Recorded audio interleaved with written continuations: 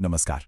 चलिए आज बात करते हैं आरबीआई के उन नए डिजिटल पेमेंट नियमों की जो हमारे पैसे मैनेज करने के तरीके को, खासकर हमारे निवेश को, हमेशा के लिए बदल रहे हैं। हम सब ने कभी ना कभी ये जरूर झेला होगा, है ना?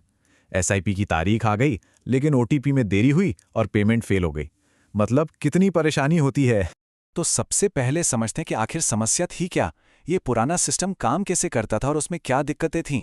देखिए, इस पूरी कहानी का हीरो है ई मैंडेट। ये बेसिकली एक डिजिटल परमिशन है जो हम अपने बैंक को देते हैं कि वो हमारे लिए ऑटोमेटिक पेमेंट्स करता रहे। पहले क्या होता था, हर महीने ओटीपी का इंतजार करो, पेमेंट फेल होने का डर बना रहता था और कभी-कभी तो पेनल्टी भी लग जाती थी। लेकिन अब बस एक बार सेट करना है और फिर आराम, मतलब पूरी मानसिक शांति। तो इस समस्या का आरबीआई ने क्या समाधान निकाला? चलिए अब नए सिस्टम को समझते हैं जिसने ऑटोमेशन को वाकई में आसान बना दिया है। सबसे बड़ा और सबसे जरूरी बदलाव ये है कि एक बार ई मैंडेट सेट हो गया तो बस बार बार ओटीपी डालने का झंझट खत्म। प्रोसेस अब सच में ऑटोमेटिक हो गया है।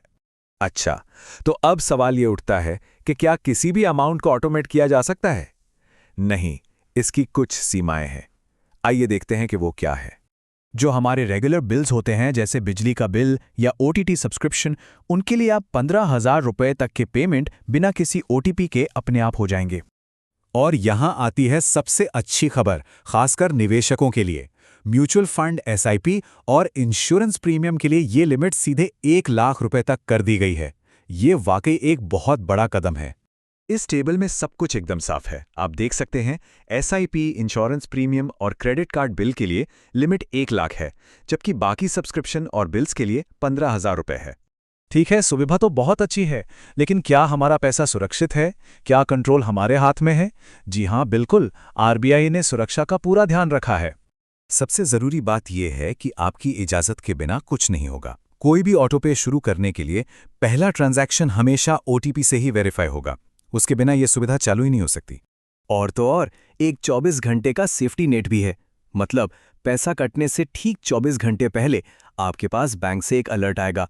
उसमें सारी डिटेल्स होंगी कि कितना पैसा, कब और कौन काट रहा है। और अगर आप चाहें तो उस पेमेंट को रोक भी सकते हैं। आरबीआई की गाइडलाइन भी यही कहती है, नियंत्रण आपके हाथ में रहता है। मतलब साफ है, सुविधा के साथ साथ पूरा कंट्रोल भी दिया गया है। तो इन सब बदलावों का एक निवेशक के लिए, एक स्मार्ट फाइनेंशियल प्लानर के लिए क्या मतलब है? आइए इसका सार समझते हैं। देखिए, ये निवेशकों के लिए एक बहुत बड़ी जीत है। अब एसआईपी और प्रीमियम समय पर जमा होंगे, बिना किसी झंझट के। लेट फीस या पॉलिसी लैप्स होने का डर खत्म, और कंट्रोल तो हमारे हाथ में है ही।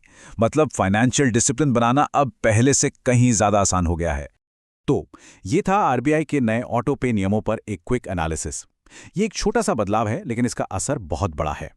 अब ये सोचना है कि जब पेमेंट की रुकावट दूर हो गई है, तो व्यक्तिगत निवेश को हर किसी के लिए आसान बनाने में अगला बड़ा चैलेंज क्या होगा।